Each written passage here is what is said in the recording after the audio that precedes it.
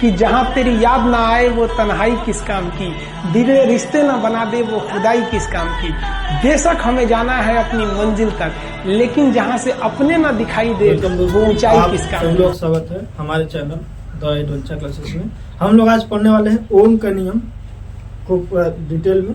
देखो ओम का नियम क्या होता है।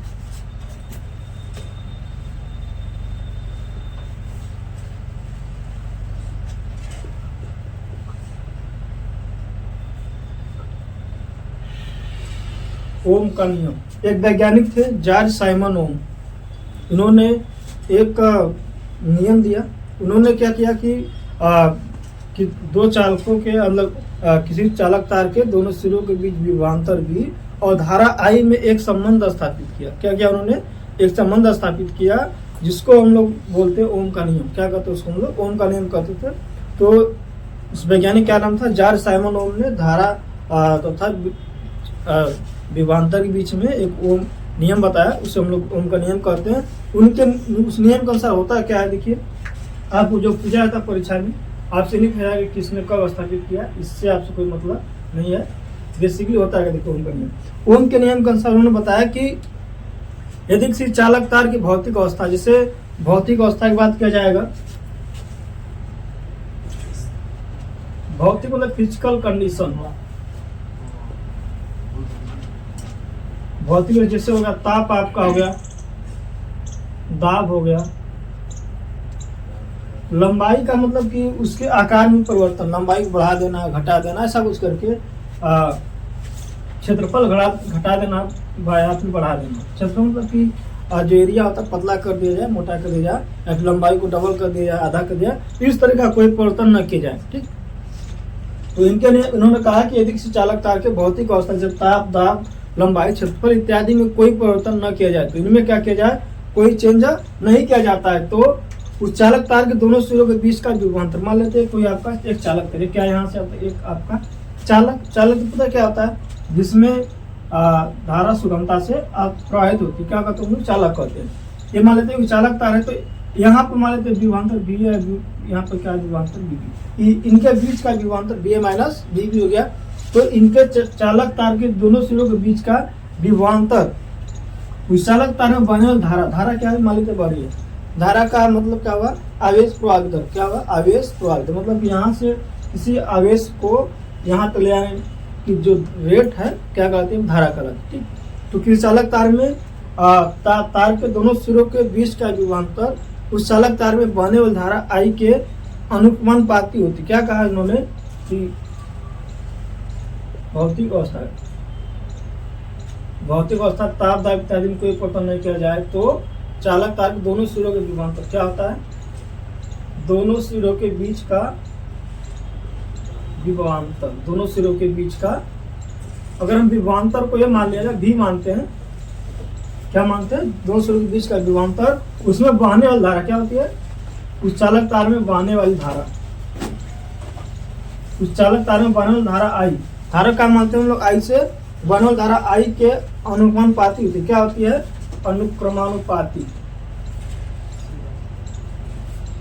यहाँ तक आप लोग शायद क्लियर हो गया कि कहने का मतलब यह है कि ओम के नियम के अनुसार किसी चालक तार के भौतिक अवस्था में कोई परिवर्तन न किया जाए, तो उस चालक तार में बहने वाली मतलब उस चालक तार के दोनों सिरों के बीच का विभवांतर, क्या होता है, इस चालक तार के दोनों सिरों के बीच का विभवांतर उस चालक तार में बहने वाली धारा I, क्या होता है, धारा I के अनुपाती होता है। V प्रोपोर्शनल I क्या होता है, ओम के नियम के अनुसार V प्रोपोर्शनल I होता है। यदि यहाँ पर हमारा प्रोपोर्शनल कांस्टेंट हटता है, अगर इसको हटाते हैं तो हम एक नियतांक लाते हैं IR, प्रोपोर्शनल कांस्टेंट पे जगह पे RI चाहे कल चाहे IR की बातें की चीज है, तो ये हमारा होता है ओम के नियम के अनुसार। आपके यहाँ तक होता है, अगर हटाते हैं तो एक नियतांक होता है R को हम लोग क्या कहते हैं, उस चालक तार का प्रतिरोध, R को हम लोग क्या बोलते हैं, चालक तार का प्रतिरोध। R क्या होता है आपका, चालक तार का प्रतिरोध, और I क्या होता है उसमें चालक तार में बहने वाली धारा, I क्या होती है, चालक तार में बहने वाली धारा। I हमारा होता है चालक तार में बहने वाली, I हमारा हो गया चालक तार में बहने वाली धारा, और V क्या होता है आपका, आपके चालक तार के दोनों सिरों का बीच का विभवांतर। बी क्या होता है? चालक तार के दोनों सिरों के बीच का विभवांतर। क्या होता है? दोनों सिरों के बीच का विभवांतर। बी आपका होता है चालक तार के दोनों सिरों के बीच का विभवांतर। तो यह आता है आपका ओम का नियम। अब हम लोग बात करते हैं थोड़ा सा प्रतिरोध के बारे में, नया चीज आ गया यहाँ पे। तो प्रतिरोध क्या होता है? प्रतिरोध एक तरीके से उसकी एक प्रॉपर्टी होती है कि चालक की। क्या होती है? चालक प्रॉपर्टी मतलब गुण। तो प्रतिरोध की चालक का वह गुण है जो उसमें बहने वाली धारा क्या करता है? विरोध करता है। मान लेते हैं कि धारा, थोड़ा सा प्रतिरोध के बारे में बात करते हैं। प्रतिरोध, अगर प्रतिरोध की परिभाषा क्या होती है कि मान लेते हैं धारा ऐसे जा रही, क्या है इसमें धारा ऐसे बढ़ी, तो प्रतिरोध क्या करता है? उसको हमेशा अवरोध करता है, मतलब उसको कम से कम रिस्ट्रिक्ट मतलब रोकने का प्रयास करता है। क्या करता है? विरोध करता है, रोकने का प्रयास करता है सब। मतलब धारा ऐसे जा रही ना, तो अगर जैसे जैसे आपका प्रतिरोध जितना मजबूत रहेगा, जितना हाई रहेगा, उतना ज्यादा क्या करे आपका करंट को रोकेगा उस चालक तार में बहने से। तो प्रतिरोध समझ आ गया था।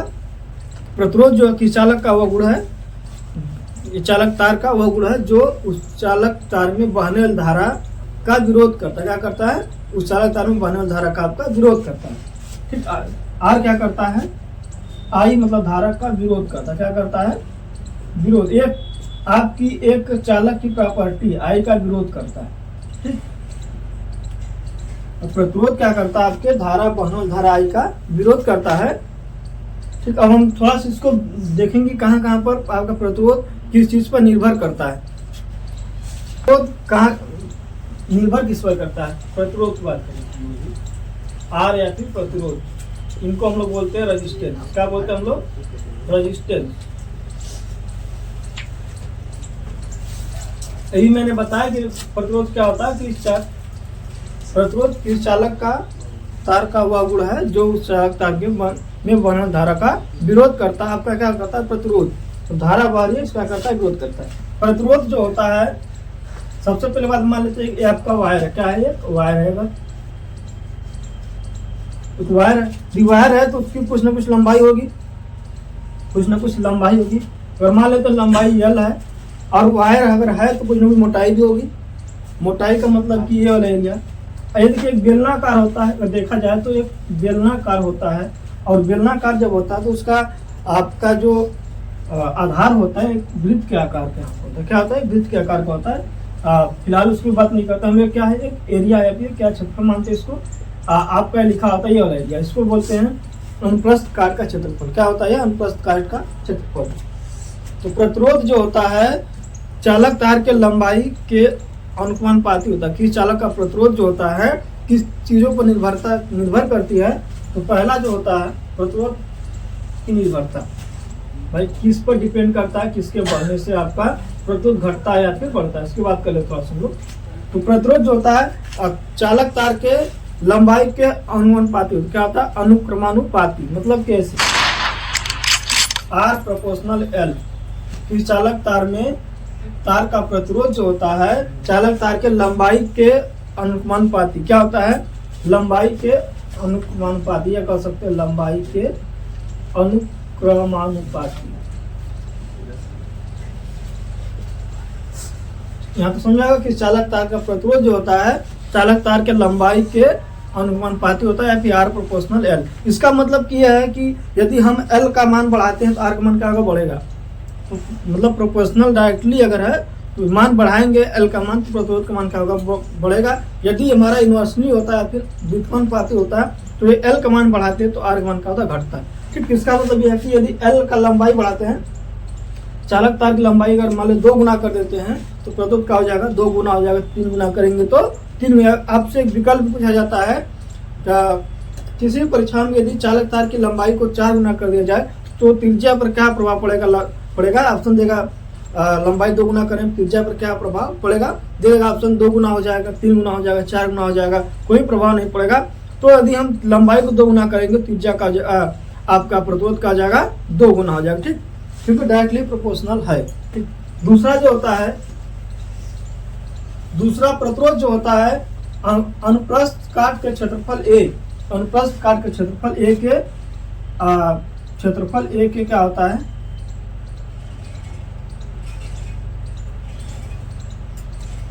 क्षेत्रफल ए के क्या होता है, व्युत्क्रमानुपाती होता है, व्युत्क्रमानुपाती।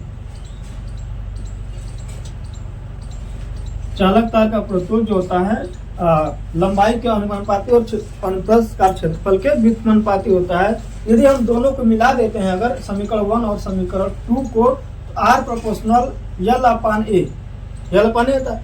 अब इस हम प्रोपोर्शनल कांस्टेंट बताते हैं, जहां पर एल का लंबाई, ए का है अनुप्रस्थ काट का क्षेत्रफल। और यदि हम इनको प्रोपोर्शनल कांस्टेंट को हटाते हैं तो हमारा आर बराबर आता है रो इंटू एल अपान ए। देखिए रो क्या है, जहाँ रो जो होता है चालक तार का आपका घनत्व होता है, क्या होता है, डेंसिटी, या फिर रो क्या होता है आपका, जहां लिख देते हैं हम लोग, जहां क्या रो चालक तार का घनत्व क्या है, एक नियतांक। देखिए घनत्व नियतांक कहीं के हर एक तार का अलग अलग घनत्व होगा, कहीं के दिया गया होगा। कापर वायर तो उसका घनत्व अलग होगा, आपका एल्यूमिनियम का वायर है तो उसका घनत्व अलग होगा। जो भी अलग अलग वायर्स के लिए घनत्व आपके अलग अलग कहीं के फिक्स पॉइंट रहेगा, ठीक। तो जहाँ एल का हो गया, अरे रो का होगा आपका एक घनत्व, इसको हम लोग पी की तरह होता है, इसको हम लोग बोलते हैं घनत्व। क्या, किसका घनत्व, चालक तार का घनत्व। तो प्रतिरोध जो होता है लंबाई के अनुपाती और क्षेत्रफल के अनुप्रस्थ काट के क्षेत्रफल के व्युत्क्रमानुपाती होता है। यहाँ तक शायद क्लियर हो जाएगा आप लोग को। प्रतिरोध कहाँ का निर्भर करती है, आपसे प्रश्न पूछ दिया जाता है कि ओम पुनः को प्रभावित कीजिए या फिर प्रतिरोध को परिभाषित कीजिए, और प्रतिरोध किन किन कारकों पर निर्भर करती है उनकी व्याख्या कीजिए। तो आप आराम से लिख सकते हैं इसको लोग, प्रतिरोध की परिभाषा क्या होती है, उसके बाद इसकी निर्भरता क्या क्या है। तो चालक तार के प्रतिरोध चालक लंबाई के अनुपाती और उसके चालक तार के क्षेत्रफल के व्युत्क्रमानुपाती होता है। यहाँ तक क्लियर हो गया। दोनों को मिला देते हैं समीकरण को, तो एल अपान ए, और इसको हटाते हैं प्रोपोर्शनल कांस्टेंट को, तो नियतांक आता है एल अपान ए। ठीक, यहाँ तक शायद क्लियर हो गया। अब हम लोग बात करते हैं एक के बाद थोड़ा डिटेल और। यदि मान लेते हैं अपनी कोई चालक वायर क्या है, प्रश्न आता है कि चालक तार की त्रिज्या को 2 गुना कर दिया जाए तो उसके क्षेत्रफल पर क्या प्रभाव पड़ेगा। अब देखिए, अब ये चीज का एक गोला के आकार का है कहीं ना कहीं। अब गोले का क्षेत्रफल क्या होता है, पाई आर स्क्वायर का क्या होता है, पाई आर स्क्वायर। तो एल को ए की जगह मिल सकते हैं पाई आर स्क्वायर। ए बराबर क्या होता है, वृत्त का क्षेत्रफल ए बराबर होता है, ए अगर एरिया है तो एरिया क्या होता है, पाई आर स्क्वायर होता है वृत्त का। तो आर बराबर रो इंटू एल अपान ए को लिख सकते हैं rho into L upon pi R square, pi R square लिख सकते हैं। अब एक चीज समझने वाली बात है, पाई तो आपका नियतांक वैल्यू है, इससे कोई इफेक्ट पड़ेगा नहीं घटाने बढ़ाने से। तो यदि जो है क्या आर स्क्वायर या फिर स्क्वायर भी कर सकते हैं, आर प्रोपोर्शनल आर, जहां ये आपका है छोटा आर वाला क्या है आपका रेडियस है, वायर का त्रिज्या क्या है, वायर की त्रिज्या, इसको हम लोग दर्शाते छोटा आर से या फिर स्मॉल आर से, और कैपिटल आर जो था आपका रेजिस्टेंस है। तो प्रतिरोध जो होता है एक चीज ये यहाँ से निकल के आ रहा है कि चालक तार का प्रतिरोध चालक तार के त्रिज्या के वर्ग के व्युत्क्रमानुपाती होता है, वर्ग के व्युत्क्रमानुपाती होता है। इसके कहने का मतलब यदि चालक तार की त्रिज्या को क्या कर दिया, 2 गुना कर दिया जाए, क्या कर दिया जाए, इसको 2 गुना कर दिया जाए चालक तार की त्रिज्या को, तो प्रतिरोध क्या हो जाएगा, 1/4 हो जाएगा। क्या होगा, 1/4। मतलब इसको अगर इसको 1 की जगह 2 कर देंगे तो 2 का वर्ग 4 हो जाएगा, 1/4। आपसे विकल्प में या फिर प्रश्नों को जाता है कि चालक तार की लंबाई को 2 गुना, चालक तार की त्रिज्या, किसकी त्रिज्या को 2 गुना कर दिया जाए तो आपका प्रतिरोध पर क्या प्रभाव पड़ेगा। तो आपसे तुरंत मानना चाहिए, अगर 2 गुना करेंगे तो आपका 1/4 हो जाएगा, 3 गुना करेंगे तो 1/9 भाग हो जाएगा। ठीक, अगर हम चालक तार की त्रिज्या को 1/2 कर दें, आधा कर दें, तो आपका प्रतिरोध क्या हो जाएगा, 4 गुना बढ़ जाएगा। क्या करेगा, 4 गुना बढ़ेगा, क्योंकि 1/2 ग्रुप में 4 वर्ग करेंगे तो आपके ऊपर 4 गुना हो जाएगा। इसका मतलब कि चालक तार की प्रतिरोध को क्या करते हैं, चालक तार की अगर त्रिज्या को बढ़ाते हैं तो क्या करेगा, वर्ग के रूप में प्रतिरोध घटे, क्या करेगा, वर्ग के रूप में घटेगा। यदि हम घटाएंगे तो प्रतिरोध वर्ग के रूप में क्या करेगा, बढ़ेगा। तो बेसिकली आपका 3 चीजों पर निर्भर करती है, लंबाई, एरिया, और एरिया से आपका डिपेंड है त्रिज्या। ठीक, चालक तार का त्रिज्या, जो भी त्रिज्या रहेगा, तो इतने चीजों क्या करता है, आपकी चालक तार का प्रतिरोध निर्भर करता है। ठीक, मैं आशा करता हूँ आप लोग समझ गए होंगे। यदि आप लोग वीडियो अच्छा लगा लाइक कीजिएगा, और जो दोस्त आज नए जुड़े होंगे चैनल को सब्सक्राइब कर लीजिएगा। बहुत बहुत धन्यवाद आप सब लोग।